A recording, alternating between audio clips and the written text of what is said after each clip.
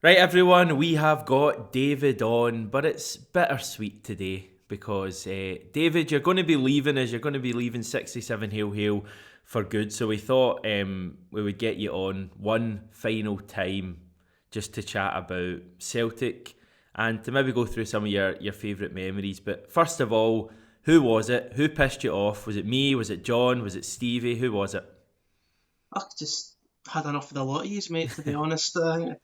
Long overdue departure. No, I just time for something different, mate. So, last day of writing on the website will be July 7th. Obviously, last video with you today. It's been fantastic. It's been a great journey, and where the site's come from. I think we've been working on it for about 3.5 years now, and not just the evolution of 6-7 Hail Hail, but fan media in general, especially Celtic fan media. It's as strong as it's ever been. So, massive thank you to all the readers that have read on the website, and of course all the viewers on the YouTube channel who have helped, make 6-7 Hail Hail as strong as it is. But yeah, wrapping up very soon for me. Very, very sad. We'll maybe get the hankies out at the end of the video and go through some of your favourite memories. Before that, though, let's chat a little bit about what's going on with Celtic at the Yeah. moment.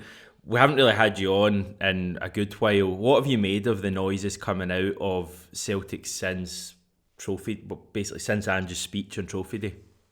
Well, I think the club's more or less been shut. Well, say shut down. They made a couple of signings, but for a few weeks it was more or less shut down, and rumour mill went into overdrive with regards to what we need ahead of the new season. I can't remember a transfer window as ridiculous as this in terms of speculation. It has been nuts. I think we counted last week. There's been as many as probably over the 30 player mark now in Oh, terms at of players that have least. been linked to us. It's crazy, and that's just stretching back from the end of the season. In reality, I think Celtic probably only need a couple to a few more signings max. Especially since I don't think anyone's going to go. The transfer story with Juranovic, I think, is absolute nonsense. Personally, I don't think he's going to go anywhere. Don't think any of the players that signed last summer will be going anywhere, and it's all down to Celtic because they're on long-term contracts. That's what's been forgotten with those kind of stories, Hamish. We're the ones in control with all these players at the minute. With regards to the signing work done so far, Cameron Carter-Vickers, brilliant. We all wanted him on board, and we know why. Siegrist, anyone who's been following the site regularly will know my thoughts on Ben Siegrist. I've wanted him in the door for about 2 years. Cracking goalkeeper. One that probably, yeah, I'd say probably the most outstanding outside of the Celtic and Oh, Rangers. Hearts fans aren't going to like that. I don't give a toss. It's your final video. Final video. I don't care if Hearts fans are raging.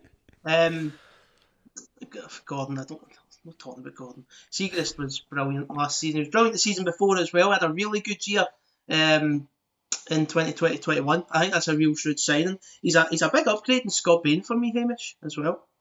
I think he's a fine stopper. I think hopefully he'll be all right with the ball at his feet. He'll have a lot more of that here.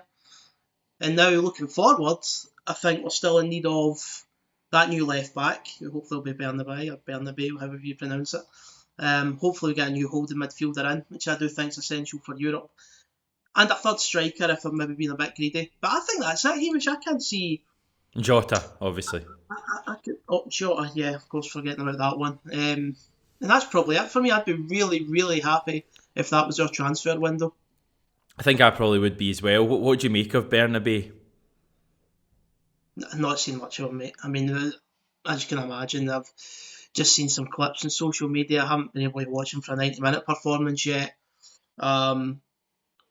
Seems to be quite comfortable going in the overlap or the underlap, to be fair. So I think if he has that sort of experience playing the inverted role, that maybe has an advantage for Ange. But it's difficult to really know much about his traits at the minute. They've been linked with a hell of a lot of left backs over the course of the summer.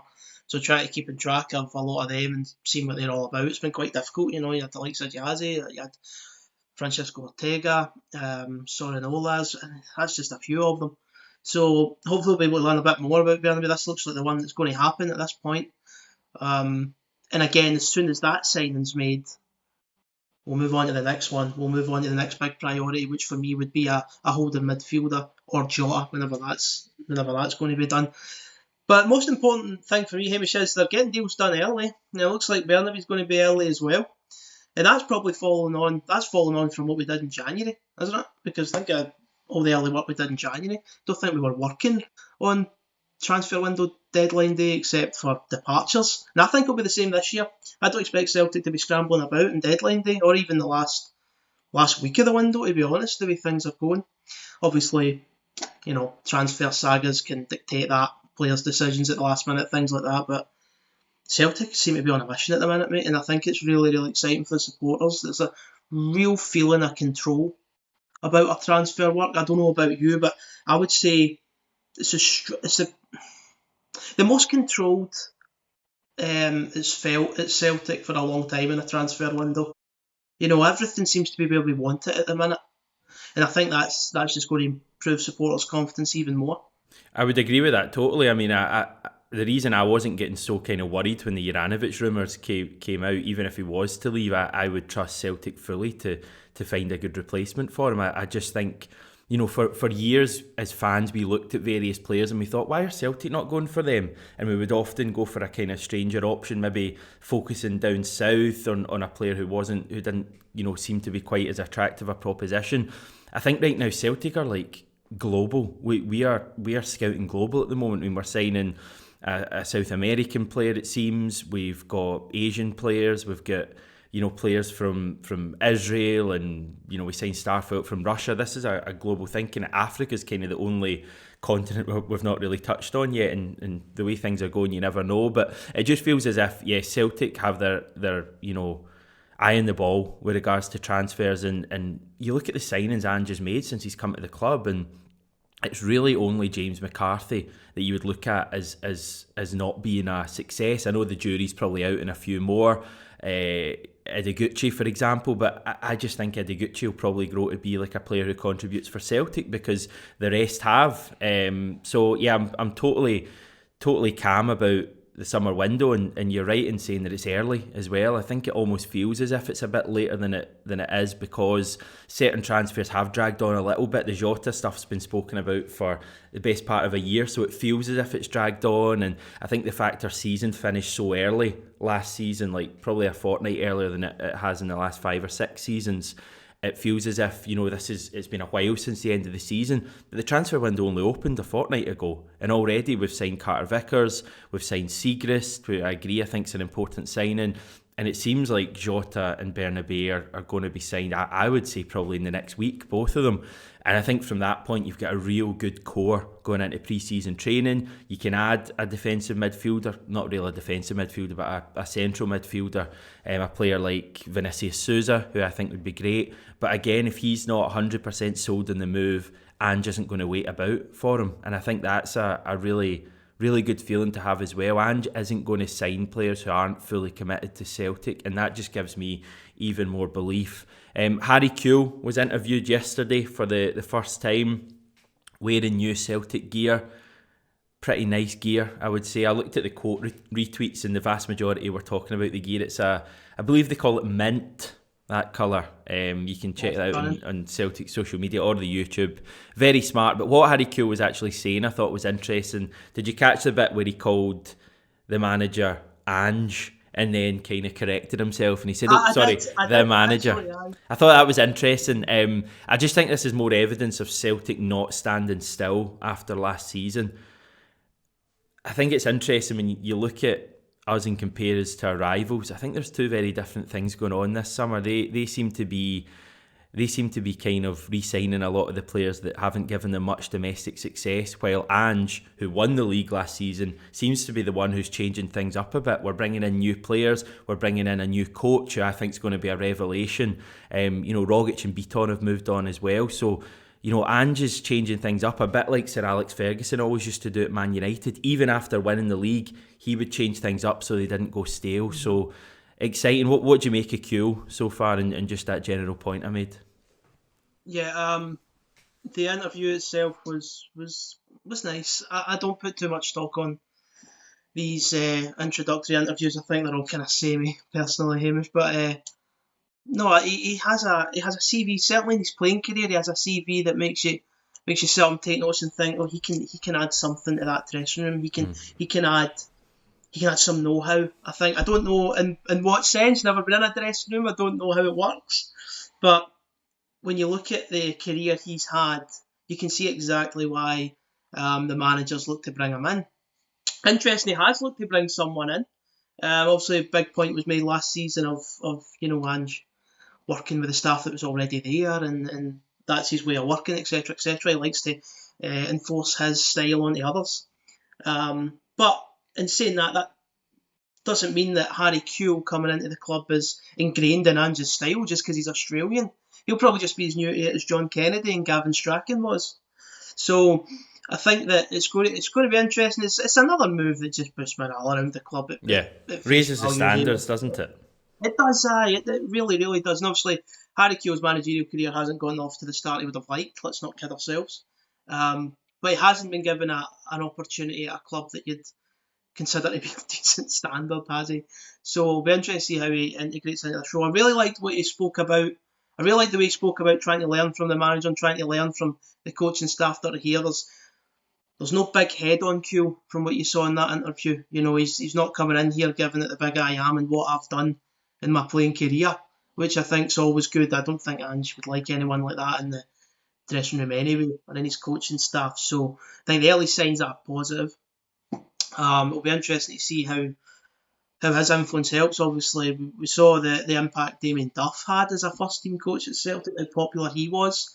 I think fans would be hoping that Harry Kewell could make a similar impact. So fingers crossed that works out as well, Hamish. But again, like you're saying, just raises the standard, just raises the morale, and keeps a really positive image of the club going. And you're talking about over the road at Ibrox and what they're doing. I think you're right. They're sort of focusing on re-signing players. They're in the window for them as well. You just feel like they have to do a lot more than what they're doing so far, without being too big-headed on their side. I'm more than happy for them not to do any more, mate. I think with the way things are going just now, we have every right to feel extremely confident heading into the new season. Not just regards to the title race, but just in general with how the direction of the club's going. Yeah, I just think all the noises coming out of Celtic since Trophy Day, since that Ange speech, that was a moment for me that the attention almost switched from that moment, from looking back at last season to looking forward. I thought that was one of the best things Ange has done since he's come to the club, was that speech. What, the speech? Yeah. I think as soon as he spoke about being bigger and better, and I know it's simple phrasing, isn't it? Anyone can say it. But you just have such belief in him when he did say it, don't you? You just like have this excitement now. He's really going to work hard to do that. It'll be interesting to see what that looks like next season. I don't expect Celtic to be anywhere near the finished article next year, Hamish. By the way, I still think there'll still be plenty of flaws that he'll be wanting to improve in his third year. But it'll be interesting to see how far along we will be in that second season under him. We all hear about how he needs 2 years or how his team's at its peak after 2 years or something like that. Mind those quotes that we're going about. So it'll be interesting to see how that develops over the next year. If you are interested to know what it's like to work for Ange Postecoglou as one of his coaching staff, we should have a very interesting interview coming your way late next week, just in line with the Harry Kewell stuff, bringing in Harry Kewell kind of from the wilderness in a way. Ange has done that a fair bit over his career in the past, and we're hoping to speak to someone who benefited from that. So keep an eye out for that. Right, do you want to touch on Ben Davies? Can I give you 20 seconds? There's nothing in that. I mean, Liverpool Echo were reporting yesterday that we've contacted Liverpool to inquire about his availability. Football Scotland then reporting this is not the case. Mark Hendry, who's quite a reliable source of Celtic news. 20 seconds, David. Is this going to happen? No. No, I'll give you 2 seconds. One word. I just think with regards to Ben Davies quickly, I just think that it's always difficult for players that have rejected the club beforehand to then come back. I think he would be fighting that. Yeah. And I just don't know. I think he would come in and be potentially an immediate starter. Yeah. I don't think he would want to come to the club if he didn't have guarantees. I don't know if Ange would give him guarantees. I don't think he's going to give anyone guarantees. and he seems like the kind of player now who really, really, really needs senior football. He really needs minutes next season, and I just wonder whether he would come to the club without those kind of guarantees, because I do think he'd be an immediate starter myself, but whether Ange would break up Starfelt and Carter Vickers for him, I don't know. I think the ideal scenario next year is Carter Vickers and Starfelt, and Welsh obviously there as well, Julian probably away, and maybe bring in someone like Harwood Bellis. I feel like he's kind of more fitting for what we'd want. A young player, almost like a Denier. I know Denier played basically every game at Celtic, but a player like that I think would be what we'd be looking for. Hamish, we'll need to come up with something for Welsh, because he needs to get some games elsewhere. I don't think we can have another year of Stephen Welsh on the bench. Otherwise, he's stuck. What age is he now? Is he now 21, 22? I think if we could, I would try and get some further back up and try and get him a loan move out the door. I think he really needs it, mate. He really needs it. He's a good defender. You watched him in Scotland under 21 duty as well. Really solid. So just think he needs to get out. I don't fancy another year if I was him sitting in the room. Yeah, he's 22 years old. Maybe that's Ange's plan this year, is to get him more game time, because we do play so many matches that he may be needed in some games. But it seems like we're going to sign a fourth defender as well, and it still seems like Julian's away. Right, Hankey's at the ready. David, any highlights from your time at 67 Hail Hail, away from obviously getting to meet me and getting to record videos with me and doing other stuff with me and spending time with me? Well, I'm going to mention a video with you, if that's all right. Is that all right? The night we beat Rangers 3-0 late on back in February there, that was brilliant. That was the best. That's the highest I've felt writing about the club during my time in 6-7 Hail Hail, and the video was class. You know, normally we prepare a little something, we kind of know what we're going to say in our head. That night was just anything that came into your head that night. You were like totally buzzing, the happiest I've ever seen you that night. David, you're slightly quieter surroundings, but I dare say half an hour ago or an hour ago, your house was jumping as well, mate. Mate. You've been asking me for a smile all season. You'll do well to wipe it off me tonight. What a performance, mate. Every single one of them. I don't care about the small mistakes any individual player might have made tonight on occasion. That was sublime what they produced. Oh, it was class. I remember in the build-up to the game, sort of being wary and giving Rangers this level of respect that, you know, maybe others weren't keen to give them. And after the game, it was all right out the window. That was a highlight, mate. That was a standout highlight. I think the YouTube channel in general, the work that you particularly have done on this has been fantastic, and the support that have all congregated to it, and then watch you every day in your videos. It's been incredible growth, and massive thank you to them. You know, the viewers that watch these videos, Hamish, because you know it's not to do with a couple of supporters that think their voices are more important than anyone else's, or you know, are more important than the rest of the support. It's just supporters want to chat about football and then speak to the audience about it, and I think there's a great audience out there to chat about Celtic with, and a lot of the comments in these videos are fantastic, great insight.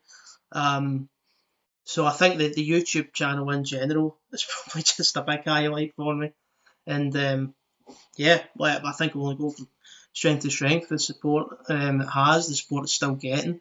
Of course, the content you're producing every day, so hopefully that, as well as the website, continues to grow, and the same for fan media in general, like I touched on at the start of the video, mate. Yeah, and just Celtic, hopes for Celtic under Ange. Where's the pinnacle for Celtic under Ange? What's the utopia? It's tough, isn't it? Because you don't know what this what the end product will look like. Obviously, you hope to hang on to the manager first and foremost to see that end product. How often have we spoken about projects in the past where we want to see the end result only for the manager to leave? Brendan, I think Ange is cut from a different cloth, to be fair. I hope he will stay for the long term and realise this vision that he keeps talking about. For me, it's about, you know, competing regularly in the Champions League. and I mean being there on an annual basis, mate, not fleeting visits every 2 or 3 years, on an annual basis. If we're in qualifiers, I want us to have a team strong enough to consistently get through them. Do you think last 16 of the Champions League's achievable? Oh, it's difficult with the way the Champions League's going, mate. I think it's achievable. I think it's achievable on the basis... I mean, I'm not talking about next season, I should say. I'm talking about just I think next season needs to be realistic. Yeah. In the long term, I think you need to be shooting for it, of course, but the way the Champions League's going, you look at some of these bloody third seeds that are coming out, Hamish. Tough. It's really, really tough. But of course, the size of your club, I know we have limits operating in Scotland, but when Celtic are in the Champions League, the attraction of the club's massive, and the players that you can bring to the club. If you can do that consistently and you get yourself there regularly and keep building teams around that competition, I think you'll get to a stage where you'll reach the last 16 on occasion. But it is really tough at the moment. No, it's going to be a great watch next season, Hamish. I'm really interested. I know there's so much stock put on Europe and what we could maybe do in Europe, but I'm really excited to see how we perform domestically as well. I want to see how we cope with the challenges next season, because teams will believe they've worked out a way to play against Ange's team. And I think you'll find those games more difficult. Be interested to see how we evolve in our tactics and our playing style against these teams, because there are improvements to be made domestically too, Hamish. Let's not kid ourselves. It wasn't flawless in the league either last season. I remember chatting to Matt Smith about his time at Brisbane Roar under Ange, and he said that after their first season, Ange would go into the dressing room and say, all these teams and the pundits think they've worked out how you play. If we keep changing and keep evolving, they will never be able to match us. And I think that's what we're seeing this summer.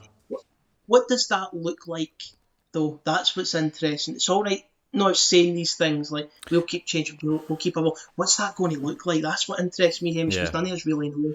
For me, it is. I mean, we've already won the league, and obviously that'll be the target in every year. But for me, it is Europe. That's where I kind of look at what the Ange thing will look like. And for me, it looks like Celtic being able to attack teams, but also not conceding 3-4 goals a game. Because I think last season, that's the one thing you would look at in Europe, is that yes, we scored a lot of big goals, we scored a lot of goals, but we conceded a lot of goals. I think we conceded 6 to Betis, 7 to Leverkusen, 5 to Bodo Glimt. So that's where I look at the Ange improvement. Maybe not next season immediately. I'd like to see a wee improvement, but certainly in subsequent years, I look at it as being solid defensively to an extent, but also being able to score goals and win games. That's where I see it. Interestingly, that was never just an Ange problem though last season. Neil Lennon had scored a lot of goals in Europe, but always felt, it just feels right now, however many we score in Europe, if the team's decent enough, it's just inevitable we still find new ways to lose the game. That's what I'm looking at then, finding a way to win these games, because we were in great positions last year. Leverkusen, Betis as well, we're 2-0 up away to Betis and we lost that one. I mean, who else in Europe would do that? So that's the kind of solutions Ange will need to try and find, Hamish. It's going to be really interesting, especially with this philosophy he has. He'll need to find a way to work out the defensive chinks in it. Yeah. Again, that's a challenge. That's a challenge, and we know he relishes a challenge, loves proving people wrong.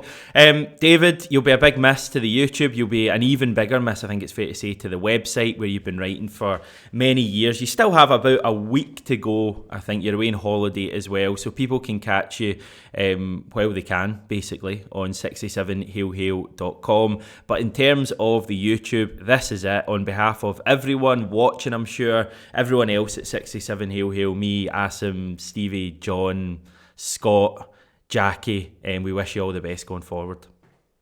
Thanks very much, Hamish, and again, thanks very much for the viewers that have watched the YouTube channel since it started growing and growing. I can't remember the date you started it up again, Hamish. I'm trying to remember. Was it the start of the 2021 season, I'm thinking, around then? Yeah. Seemed around that period. Yeah, so the growth's been fantastic. But all credit to you, your work's sensational on here, mate, and all.